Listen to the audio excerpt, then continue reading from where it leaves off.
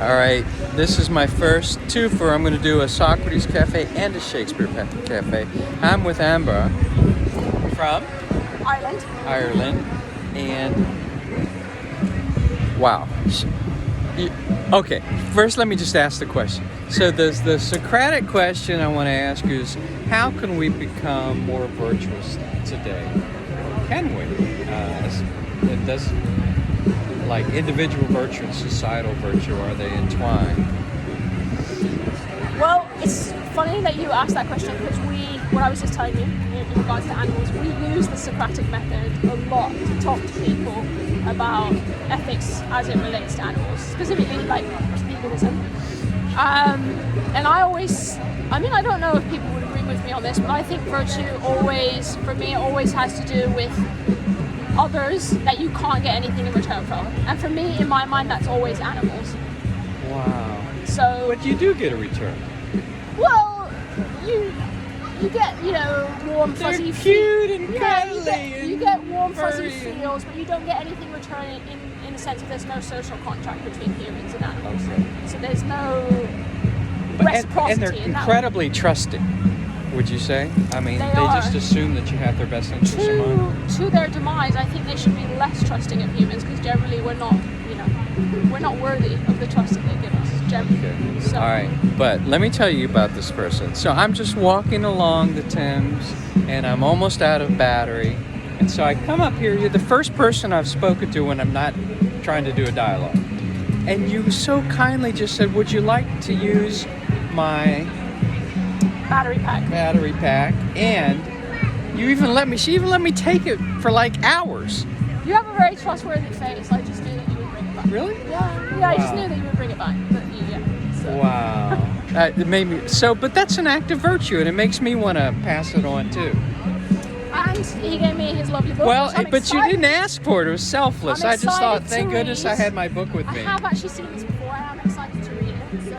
And signed it, which is great. So anyway, I just came here. I was previously in Greece, but I feel like it's those acts. Like I was telling, Greeks have this term called xenia, where you care for strangers, and you did that to me.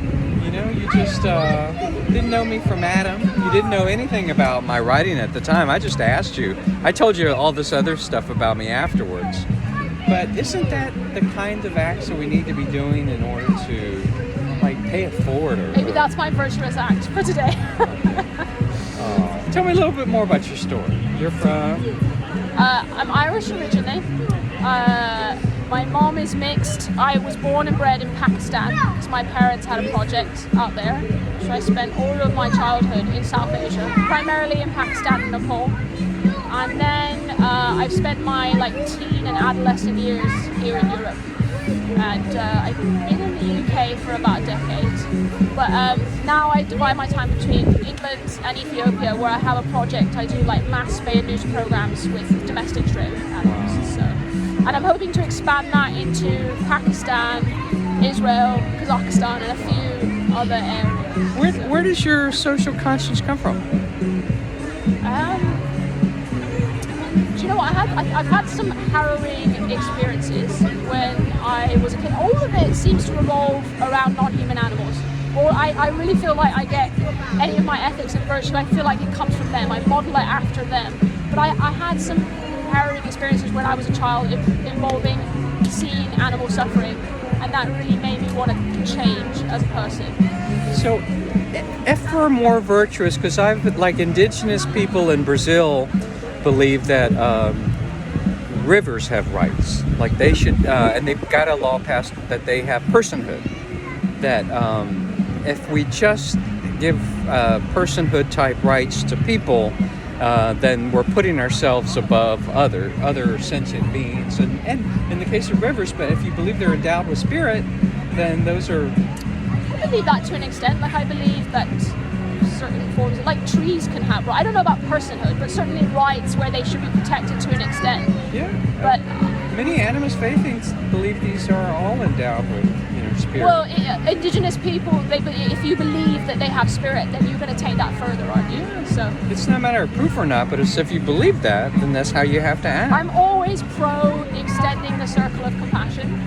mean, for me, even now, it's a struggle to get people to take non-human animals seriously, and we all know that, you know, especially mammals, they're all sentient, but humans still don't reciprocate in that way with animals. They don't extend, you know, compassion. If it was up to my family, we'd be rescuing every single kitty cat and dog that needs to be rescued. Well, I like your family already. That's yeah. how we roll. So, but do you consider these? Would you ever like, pat yourself on the back? Or is that virtuous, or is that what do you call it? No, I don't.